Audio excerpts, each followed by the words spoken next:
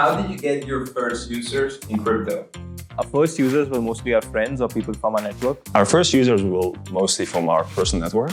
Through my network. People in our network. Friends that I knew in the industry. Discord alpha groups. Jumping into various Discord. We go on Twitter. A lot of cold calling by having drinks in a side event at DevCon. Being a thought leader in the space. By just launching and putting things out there.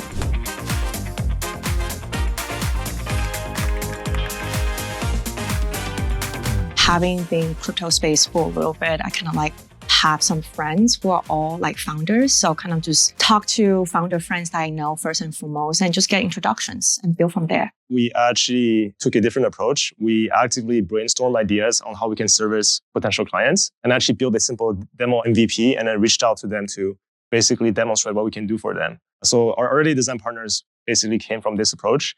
We targeted a few use cases that we thought we could be very impactful, quickly put together some kind of MVP that we can demo, opt on a call, and basically convince them that, hey, this is what we can do for you guys, and basically acquire them as early design partners. I have a classic crypto story where we started by building infra and then realized that nobody wanted the infra, so we ended up building our own applications. The good news was that once we did build our own applications, other folks looked at those and realized that, oh, we can build things like that as well. That's how we found our first customers, yeah. We had a couple of different things. One is we had our dev studio. We were building lots of really cool projects, and that team is amazing. So frankly, some of our team and our customers were our first real customers. And that brings me to the next point, which is Uniblock is really a dual-sided marketplace. So we have our developer customers, and then we have all of our partners. And so really to get the partners, it was a matter of just calling them up and saying, hey, this is what we're doing. How do we potentially accelerate how you work? And so a lot of it came down to using our connections, using our own team, and then figuring out how to kind of go from there. Essentially just like cold calling. A lot of cold calling, a lot of relationships that we had and relationships that we're building. And then now, thankfully, some of it is cold calling into us. So we have a really great brand saying, hey, what you're doing is kind of neat. How do we get involved? And so, yeah, we're seeing that tipping point, which is really great. I contracted for a couple of Web3 startups. I basically was really hands-on with customers. So I know them all. I know how they got into crypto. I know them really well. Just from being close to a customer as a contractor, I had these relationships when I started my own company. Being a thought leader in the space and participating in open forums, talking about our innovations, contributing to standards, and showing the potential of crypto and combining it with connectivity and media infrastructure and the value that it brings. For us, we really had the cold start problem because we're building with this new technology. So you need both builders to create applications and you need end user consumers to distribute those applications to have sort of that robust network effect. We were so early with this technology that there was neither to start. So we started with a focus on both, where we created applications like the game Spaghetti 192, but we also built a lot of developer tools and infrastructure and resources, which we primarily open sourced for early developers in the community. We wrote a lot of documentation, provided a lot of educational examples with the goal of really helping other builders come in, learn from what we were doing as sort of the pioneers in that space, with the hope that as more builders came in, more applications would emerge, more users would have more experiences that were valuable, that they could interact with and enjoy. So we started off very early having a Twitter where we were sharing our insights and a blog as we were building. I think I was our first customer as a test. We went live on Twitter.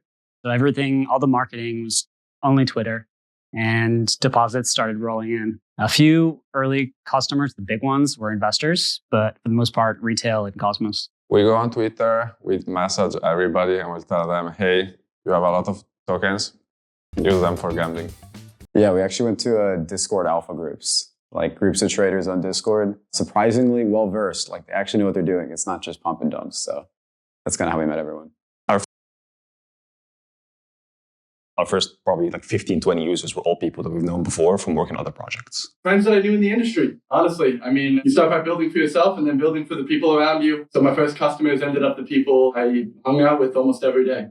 Our first users, actually, we got them by having drinks in a side event at DevCon. We are a B2B business, so you need to create relations. Like jumping into various Discord, different DAOs, and just talking to people and trying to understand their needs. So our first user was Orange DAO, who actually ended up being one of our investors. And as a DAO at the time, they were thinking about a token, and it was very relevant to the problem that we were solving. Yeah, so when we were chatting through the early stages of finding out that people had the problem we were solving, we started interviewing people. And as soon as we said, hey, we're thinking about building this that'll help you spend from your on-chain treasury or your self-custody assets, people were like, okay, give it to us right now, please. And so we kept a list of those folks. And then by the time we ended up having a POC, we ended up reaching out to some of the people that had said that they were very interested in it. Pretty much as soon as we did that, we met the team at Cabin DAO, and they had this problem, and they were kind of on the product before it was even ready. They helped us iterate on it and improve it. And that's how we met our first customer. We gained our first users by just launching and putting things out there that no one has ever seen before. And right now, everything is primarily being spread through word of mouth. And we're just iterating and building better products for our existing users with the goal of having more users. For our second company, which was a NFT project before Alliance, we launched by just posting on Twitter and telling our friends about it. That was also our first foray into crypto, like back in 2021 when we didn't know anyone. All we did was just coming up with new ideas and putting it out there because there are a lot of consumers willing to play with new ideas that oftentimes you just need to come up with new ideas and build them and ship them in front of people such that they'll just be interested. So for our second company, we posted our NFT project on Twitter, introduced most of our friends to NFTs for the first time, and it just blew up overnight. With our current game, we also did the same thing, except we also had friends that we could tell, but they're also not the ones spreading it. We just also posted it on Twitter and told our friends about it, and that was pretty much it. I think like most people, your first users tend to be friends, family, and fools, with the distributions on the fools and family and friends, depending on how you see it. I think that is a necessary step. You need that kind of like brutal feedback. You need to be like next to them when they're going through your like early stage MVP kind of like stage of the process. And once we had those like friends inside the platform, we said, okay, this kind of works. They like it. And let's have, our newsletter. Let's have a blog. Let's do some ads and like things will happen. And no, they don't.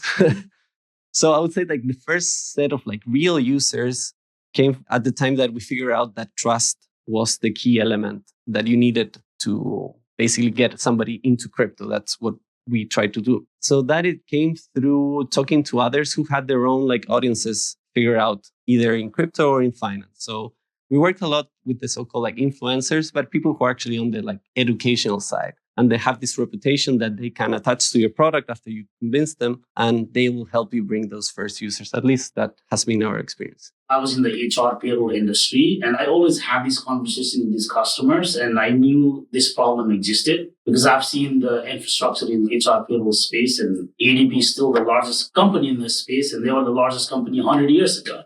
So something was missing there. And then clearly the company's needs have changed. They are global companies. As a global company, they have completely different needs. So we focused on global payments, cross-border payments. Everybody knows there are so many issues in that industry. And then we layered in HR and payroll on top of that. That basically became a very needed solution in that space for companies to operate globally with real-time view.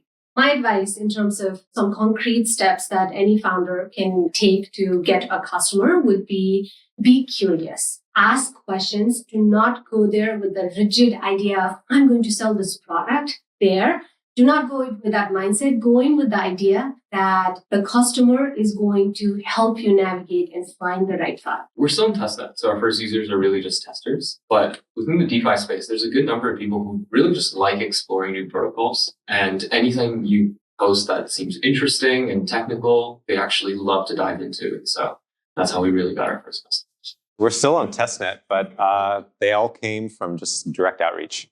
So we're just talking to strangers on Twitter, Discord, and on chain. Also people in our network as well. So sort of reaching out to people we know in the space.